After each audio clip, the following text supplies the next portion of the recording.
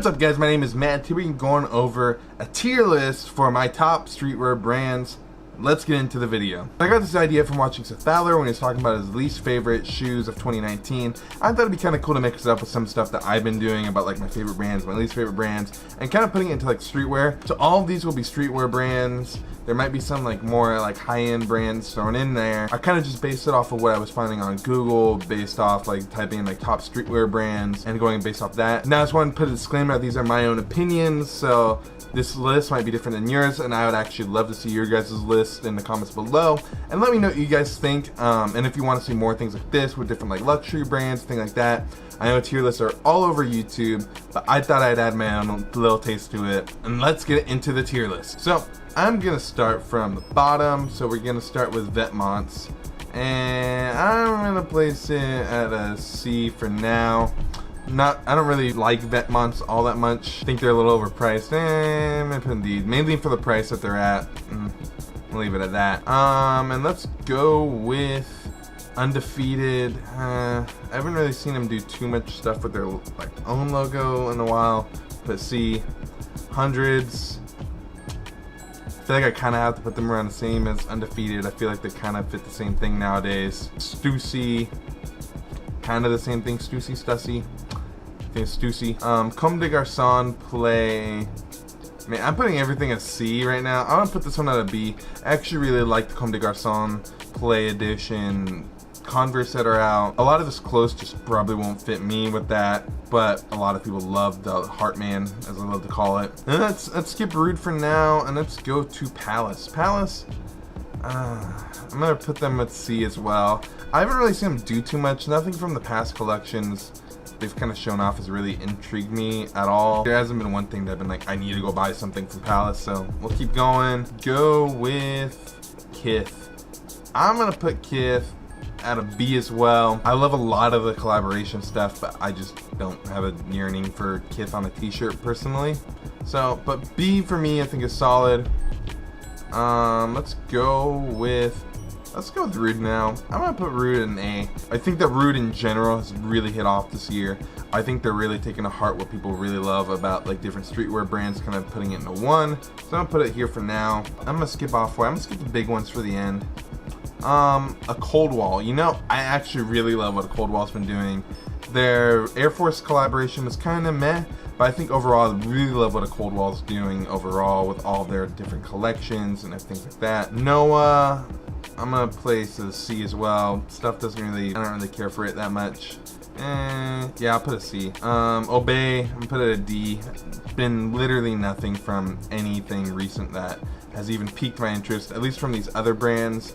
I'd be fine with it. Hundreds is a close like C- right now for me. Cav EMPT. I put them at a B as well. I really love what they're doing. One of my friends is super into them as well. Really cool like fashion, really cool designs that they put out. Just not my cup of tea personally, but I just really respect the brand, so just why I'm putting it a little bit higher. Golf Le Fleur, I'm gonna put it at a C as well. Not really, I think it's the same with Noah. Like I'm not really into super bright colors. I'm really into dark colors. So that's probably why I don't really mesh too well with these two. And let's go with Carhartt. Carhartt, I'm gonna put it at a B. It's more of like a really good basics brand from what I see in really good workwear. And they really fit well into streetwear in my opinion. And for me, I love Carhartt. I love their stuff. I don't own too much by them. I may have owned like a few pieces that just didn't fit me properly, but I love what they're putting out. I love when people put fits with Carhartt in it. I feel like it's a very quintessential brand of just good quality clothing at a good price. So I'm gonna put them at B. Heron Preston, I'm gonna put them at a B as well. There's been a lot of stuff in their collection I've really liked. There's been a few things I've almost bought, but the price puts it down a little bit for me personally. Huff, I'm gonna put at a D as well. Man, I'm not putting anything in F. I guess we'll see soon enough.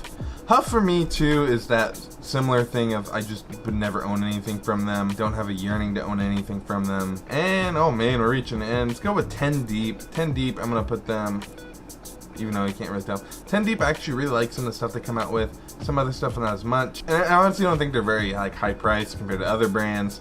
And I think they really capture like the streetwear aesthetic that's really in right now, with like some tie-dye, with like sweatpants, and almost that like tacky, corny look that just I don't know, I'm into it. I really like it. Just don't know anything by it because I don't know how to style some of it. Raised by Wolves, I'm gonna be putting around the same. I'm gonna put a B. Really like some of the stuff coming out from them. Haven't owned anything by it. I think Jacob Starr was one who first put me on to just looking at them, and I think a lot of their stuff is really cool. Honestly, never owned anything by them, so I'm gonna put them at a B. And the last brand before we get into the big six is Billionaires Boys Club. I'm gonna go C. Yeah, I'm gonna drop hundreds and Stussy down to D. And for me, Huffton F. I'm gonna do this.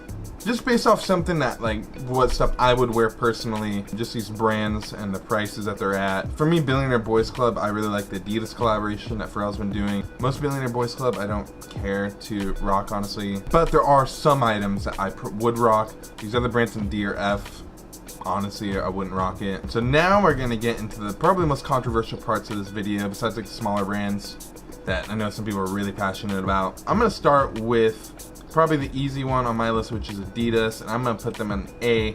I think Adidas has been killing it lately. I think that just because Nike's been doing so well doesn't mean Adidas hasn't been doing anything well. I think both brands have been doing well, and I'm gonna rank them honestly the same.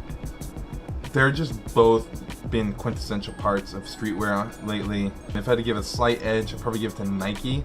But for me personally, I still prefer some Adidas aesthetics. But that doesn't mean that like one's better than the other. Honestly, I think both of them are just really good streetwear brands. I mean, even though it's hard to call them a streetwear brand, but every place and their mother calls it both of these streetwear, so added into this because of that. I'd put them more as a sportswear in that sense. I think because of the shoes they've been releasing, and then just the different collaborations they've been doing with these other brands on the list, that I think I have to put them on the list because of that. So now we're gonna get into the final four, which is gonna be the most controversial part of this whole thing. I'm gonna save Supreme for the very end personally, so I'm gonna move that way over here.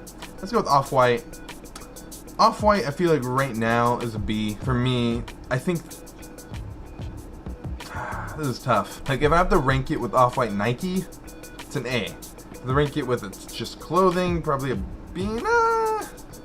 I think I'm gonna go with A overall. I think that their clothing actually really is very fitting of the streetwear aesthetic right now. I think that they're doing a lot with Nike with their shoe collaboration. I mean, if you want to even look at the overarching of Off-White with Virgil's been doing a lot. I think that the more we see time move on, probably gonna see it drop lower and lower. But this is just where I see Off-White right now. Bape, this is gonna be the most controversial placement of this whole entire thing. But for me, Bape is a solid D. Mind you, this is my opinion, so everybody's entitled to their opinion. I just have never liked Bape. I think that I don't really want a big gorilla on myself, and having camo with a monkey on it, for me, just never cared for it whatsoever. There's never been one thing from Bape that I've liked personally. Some place them in D. All these other brands above them, I would own something way before I'd buy anything from Bape. Which brings us to the final two, which I think Fear of God for me personally is an S tier, and I honestly think that Supreme is also S tier when it comes to streetwear. No matter what anybody says, I think that Supreme is the quintessential streetwear brand. I haven't owned much from Supreme, but there's no denying the fact of how popular it is in streetwear, and the fact that I would honestly own something from Supreme before I would own something from Bape personally. I mean, if I want to do this more of like what I'm digging right now, I would put it more towards Fear of God and Rude, and Fear of God, Rude, and I would put probably still stick Adidas up there for me personally.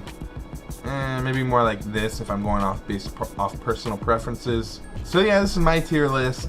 Let me know what you guys think in the comments below. It'll be kind of interesting to see like what controversies I start over this, especially putting some brands lower than others. I'm kind of curious to see what you guys think. Let me know if I missed any brands, because there's so many different streetwear brands. I'm 99% sure I missed at least one that someone's gonna comment down below and be like, why didn't you own this brand? And like, honestly, like, thought 25 is a good amount, and I think all these brands have kind of played into it. I honestly would have liked to kind of keep Fear of God, Off-White, and Vetements off the list, and Rude, I guess. Kind of like those four expensive brands off the list.